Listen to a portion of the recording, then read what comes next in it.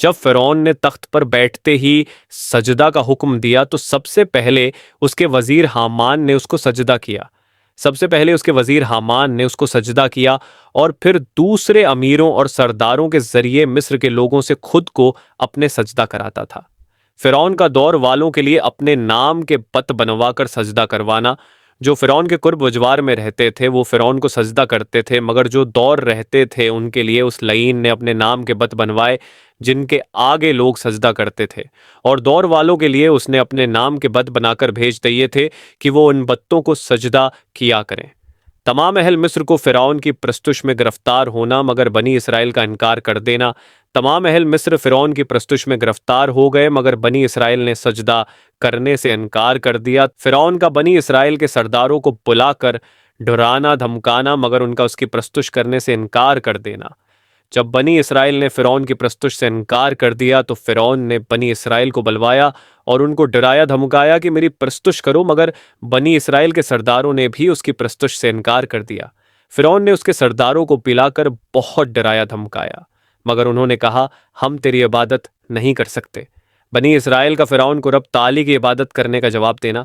جب فرعون نے بنی اسرائیل کو اپنی پرستش کرنے کا کہا تو بنی اسرائیل نے اس کی پرستش کرنے سے انکار کر دیا اور کہا ہم تیری عبادت نہیں کر سکتے، صرف رب تعالی کی عبادت کریں گے۔ تو نے جو ہمارے خلاف کرنا ہے کر لے، جو بگاڑنا ہے بگاڑ لے، مگر انہوں نے کہا ہم تیری عبادت نہیں کر سکتے، صرف رب تعالی کی عبادت کریں گے، جو چاہے سو کر۔ فرعون کا غصے میں آ کر دیگوں میں زیتون کا تیل اور گندھک کھول کر بنی اسرائیل پر ڈالنا۔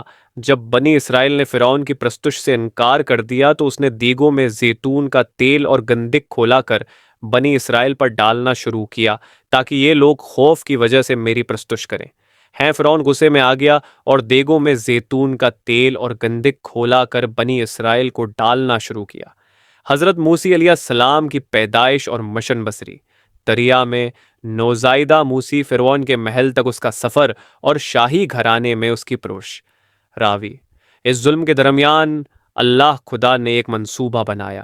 موسی علیہ السلام پیدا ہوئے اور اللہ کی مرضی سے ان کی ماں نے انہیں بچانے کے لیے بحفاظت دریا میں ڈال دیا، اس بات سے بے خبر کہ وہ اپنے مستقبل کے دشمن کی پرورش کر رہا تھا۔ موسی کو فرعون اور اہل مصر کی حق اور انصاف کی طرف رہنمائی کے لیے اللہ کی طرف سے ایک الہامی مشن ملا۔ حضرت موسی فرعون کا مقابلہ نشانات کے ساتھ کرتے ہیں جیسے اس کے عصا کا سانپ میں تبدیل ہونا۔ راوی: جب موسی بالغ ہوئے تو اللہ تعالی نے انہیں حکم دیا کہ وہ اپنے پیغام کے ساتھ فرعون کا مقابلہ کریں۔ فرعون کے تکبر کے باوجود موسی نے بے خوفی سے اللہ کی باتوں کو پہنچایا، اپنے مشن کی سچائی کو ثابت کرنے کے لیے اسے معجزاتی نشانات دکھائے، لیکن فرعون نے حق کے آگے سر تسلیم خم کرنے کے بجائے موسی پر جادو کا الزام لگایا اور اسے چیلنگ کرنے کے لیے اپنے ہی جادوگروں کو جمع کیا۔ جادوگروں کا یقین اور فرعون کا غصہ بسری۔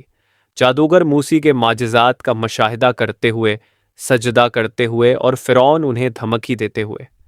راوی: فرعون کے جادوگر جو شروع میں موسی کی مخالفت میں آئے تھے وہ سچے معجزات دیکھ کر مغلوب ہو گئے۔ وہ موسی اور ہارون کے رب پر ایمان لانے کا اعلان کرتے ہوئے سجدے میں گر گئے۔ غصے میں آ کر فرعون نے انہیں سخت سزا دینے کی دھمکی دی، کوئی اپنا راستہ بدلنے کو تیار نہیں۔ آخری وارننگ اور وبائیں بسری۔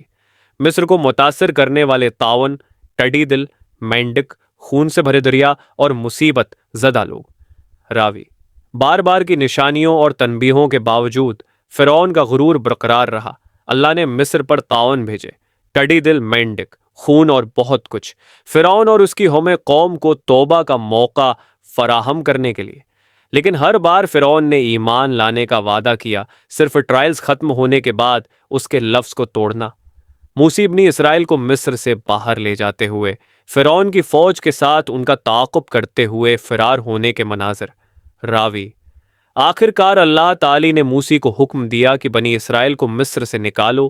وہ رات کو اس امید پر نکلے کہ وہ فرعون کے ظلم سے ہمیشہ کے لیے بچ جائیں گے، لیکن جب فرعون کو ان کے جانے کا علم ہوا تو وہ اپنے لشکر کے ساتھ گرفتار کرنے کے لیے نکلا۔ وہ ان پر اپنی طاقت برقرار رکھنے کے لیے پرعزم ہے۔